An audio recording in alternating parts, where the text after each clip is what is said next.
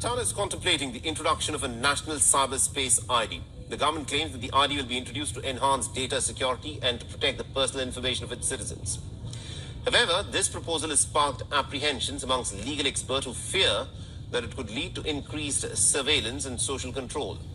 And according to a report, China's Ministry of Public Security and the Cyberspace Administration has released draft regulations suggesting that a cyberspace ID could actually help users verify their identities online without revealing some sensitive personal details to internet service providers.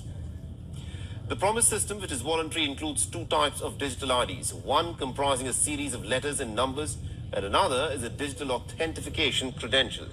And this initiative is designed to safeguard citizens' personal information and to reduce the over-collection and retention of data such as name and date of birth by internet platforms. And although analysts acknowledge that a unified network ID could streamline authentication during the online transactions and minimize the misuse of personal information, it could also intensify the monitoring of individuals' online activities by the government. They warn that this could also lead to a centralized system that is capable of tracking and analyzing an individual's online behavior, which can lead to significant social risks. The critics, including Lao Dongyan, a criminal law professor at China's Tsinghua University, have questioned the true aim of this proposal. She said, and I quote, "The true intention is to regulate people's behavior online. The claim of protecting personal information is merely a facade, at least not the primary goal." And analysts are also very skeptical about the voluntary nature of the cyberspace ID policy and believe that widespread adoption may eventually become mandatory despite initial claims of user choice by the government of China. Ohio becomes the 5th state now to be able to use your cell phone as your driver's license. I'm News 5's Jeff Left-Coolidge at Cleveland Hopkins. Surprisingly, you won't be able to use it here. Within 5 hours after it launched Wednesday, more than 8,000 people put Ohio's new ID in their Apple Wallet. It's limited to the places that have the reading devices. So you can use it at the TSA, in Cincinnati and Columbus. Lieutenant Governor John Husted says this is just the beginning.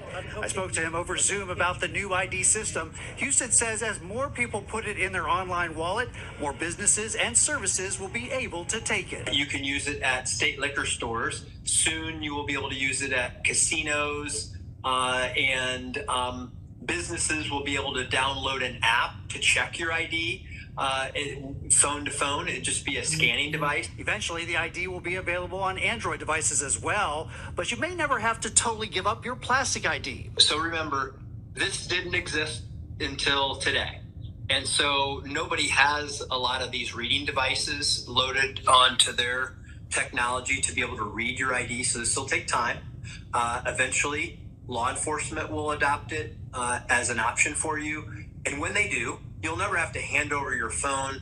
You'll just tap it, just like you do with any other credit card. At the busy BMV on Edgecliff Terrace, Clevelanders sounded off on the pros and cons of having more of your information in the palm of your hand. I think that's the most convenient thing. You don't have to carry all the time. I mean, people don't go out without phones, but they might go out without wallet. I think it's a great idea. I mean, I think I like the idea just because I use my Apple Pay a lot.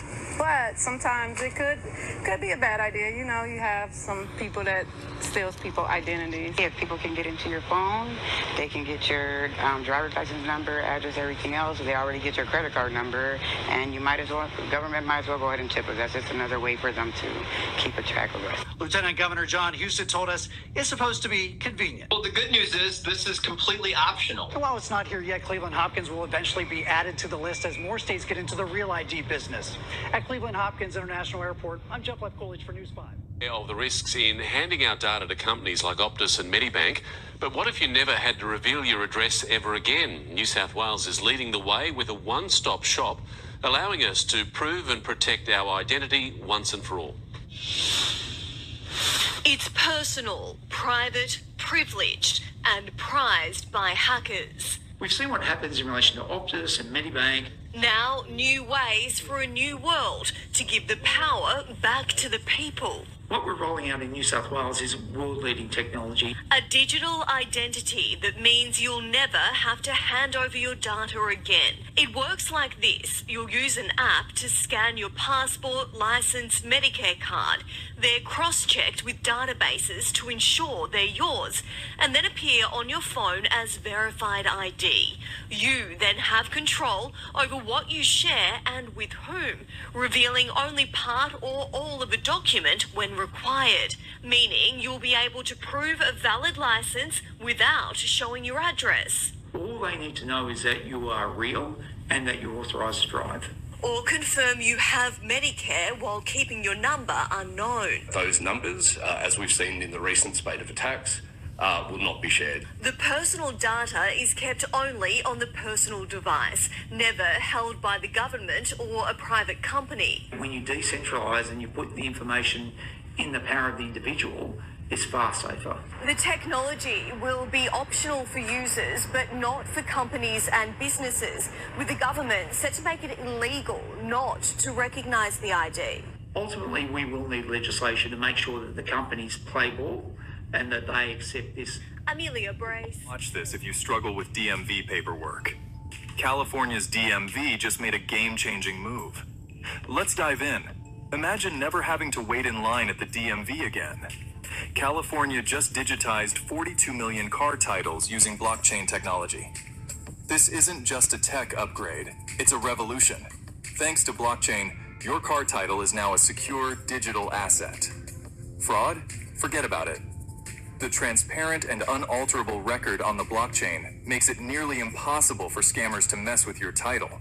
Partnering with Oxhead Alpha on the Avalanche blockchain, the DMV's new system lets 39 million Californians access their car titles via a mobile app. Convenience at your fingertips. Launching early next year, this app means fewer DMV visits and more time for you. Plus, it's the first of its kind in the US. California, leading the charge in digital innovation. So, are you ready for a smoother, safer DMV experience?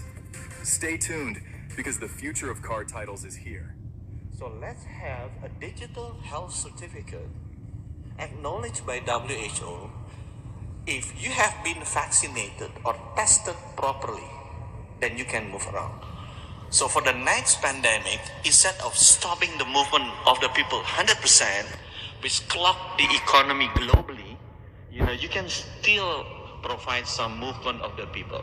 Indonesia has achieved, G20 country has agreed to have this digital certificate using WHO standard, and we will submit into the next World Health Assembly in Geneva as the revision to international health regulation. So hopefully for the next pandemic, we can still see some movement of the people, some movement of the goods, and movement of the economy.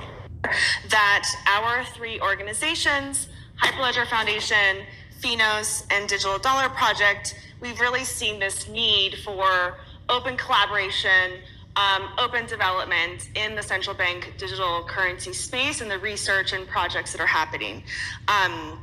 So for this reason, we're coming together to start an initiative, the Open Digital Currency Initiative, to promote open source collaboration and governance in the C.B.D.C space.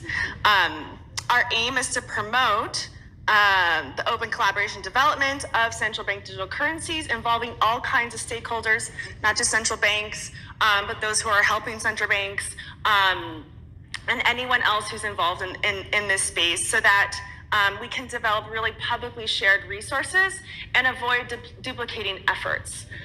From our perspective, we really think that most CBDCs are going to be quite similar. It's time for another Bullet Point Bulletin powered by Plato Data Intelligence. Web3 data intelligence, private, secure, trusted. For more information, visit platodata.ai. The Federal Reserve Bank of New York has completed a successful pilot of the use of central bank digital currencies for wholesale cross-border transactions.